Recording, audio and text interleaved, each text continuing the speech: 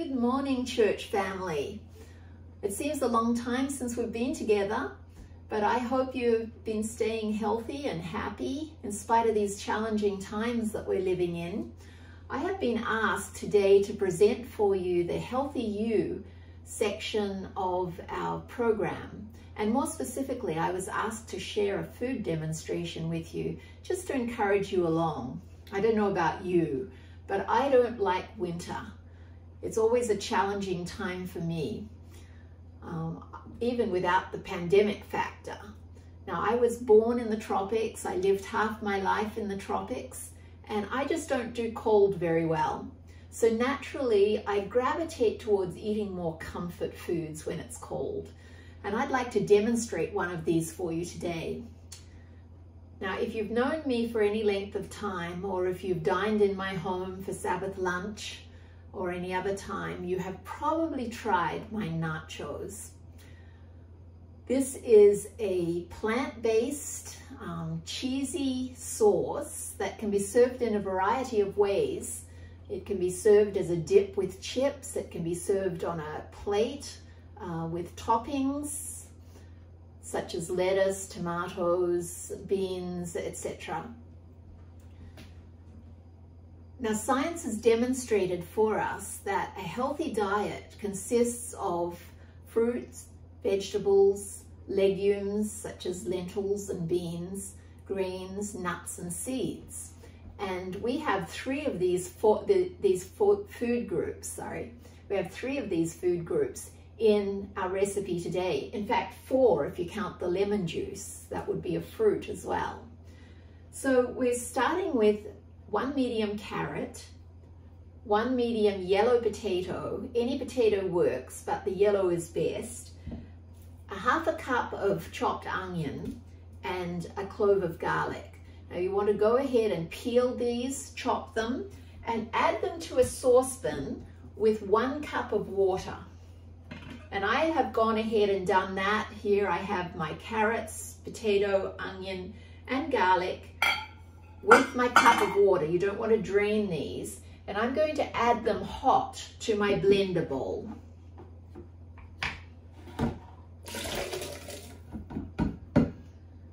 Let's see. Let's get all that out of there. It's going to blend so much more easy if you have the ingredients hot. So there we have a base of vegetables.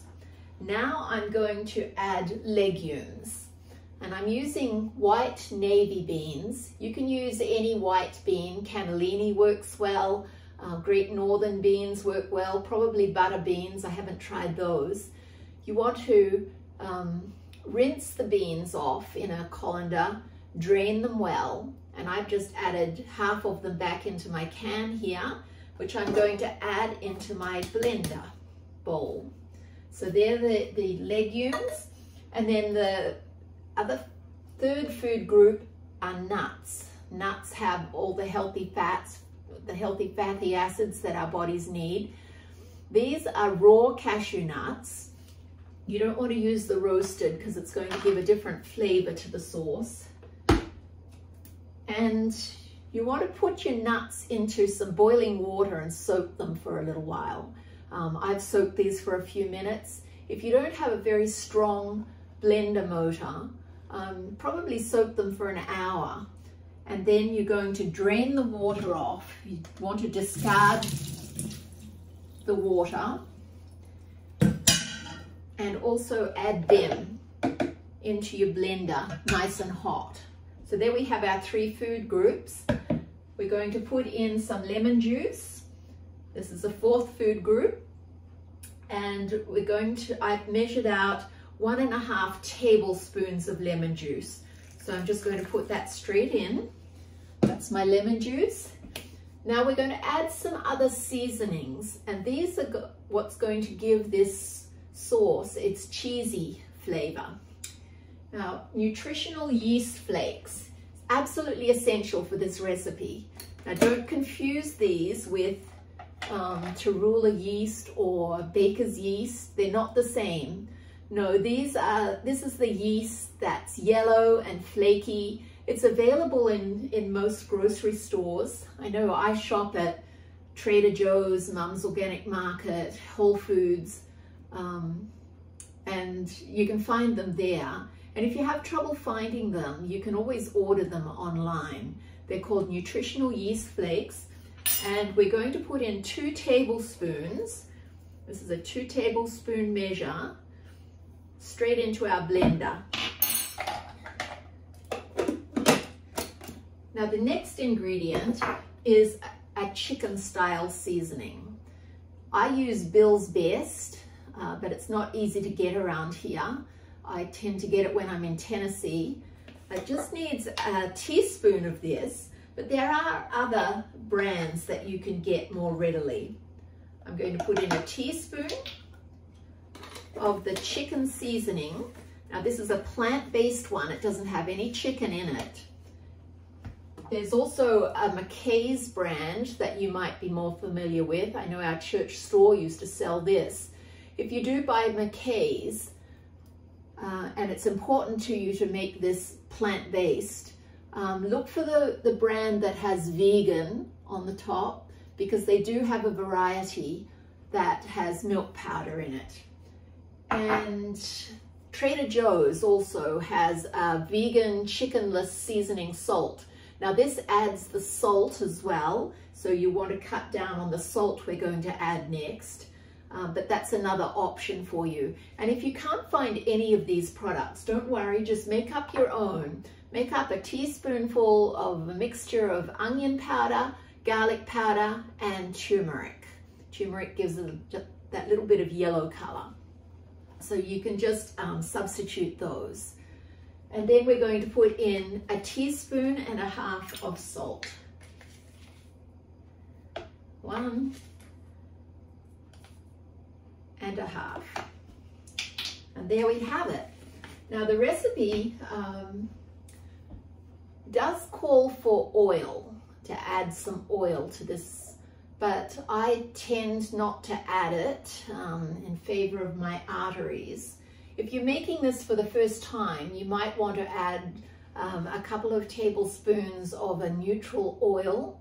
It's going to give the finished product a slick look, which is kind of more cheese-like. Your real cheese is loaded with fat, but I generally tend not to use the oil.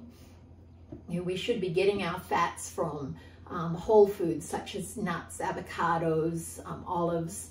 Get it in the whole food form rather than extracted oils. Processed oil is not your friend. Even extra virgin olive oil, in spite of what you might have heard in the past, science is now proving that, you know, we want to do away with the processed oils as far as possible, the extracted oils. Now we're going to blend this up, and I don't have anyone to edit my video for me and join segments of video together, so you're going to have to bear with me while I blend. We need to blend it on high to get a nice creamy smooth product. If you don't have a really strong motor, you're going to want to blend for over a minute. You might want to put some headphones on just to block out the noise. So here we go, just bear with me.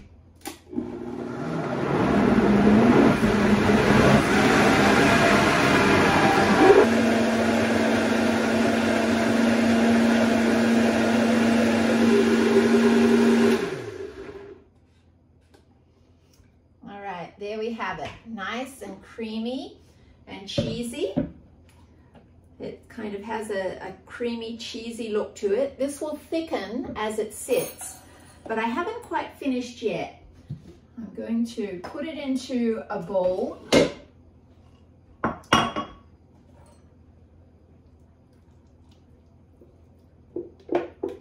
So this will thicken a little bit, and the flavor is often nicer the next day as well. I always find that it tastes better after it's sat for a while. All right, so there we have it. Now there are a couple of other ingredients that are optional, but I recommend them. And these just get stirred in. All right, there's our nice creamy sauce. One of those is jalapeno, the pickled jalapeno slices. You don't have to get this brand, but I recommend adding them because they do add a nice flavor to this sauce. I only added 2 slices of this. I chopped them up. If you don't like the spiciness that they add,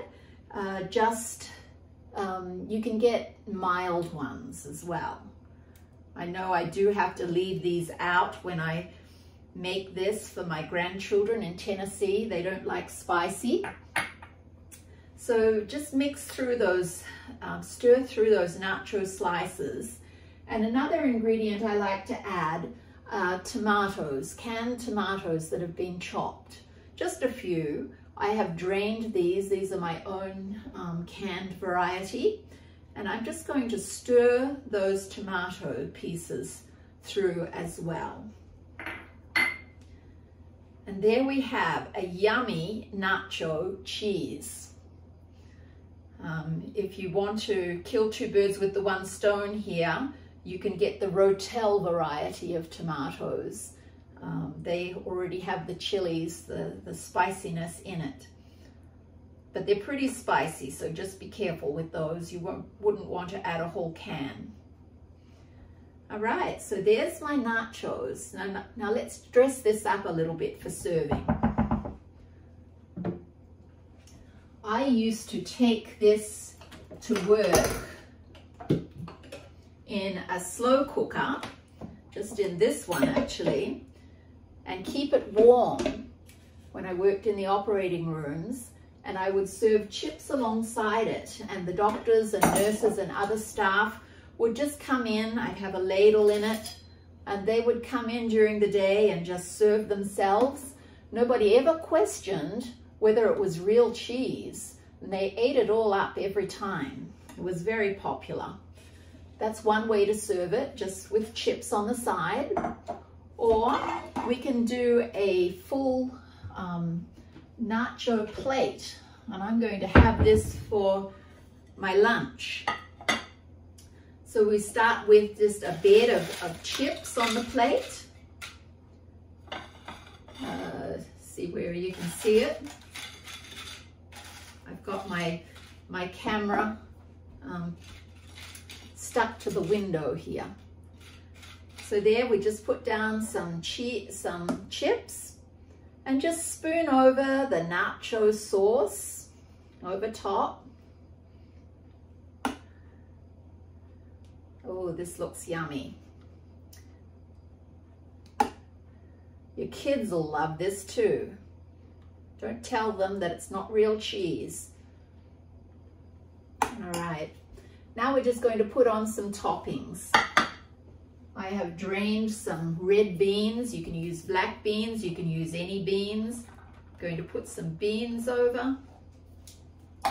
I'm going to put on some lettuce. So I've pre-cut my lettuce. I'm just going to sprinkle some of that yummy lettuce on there.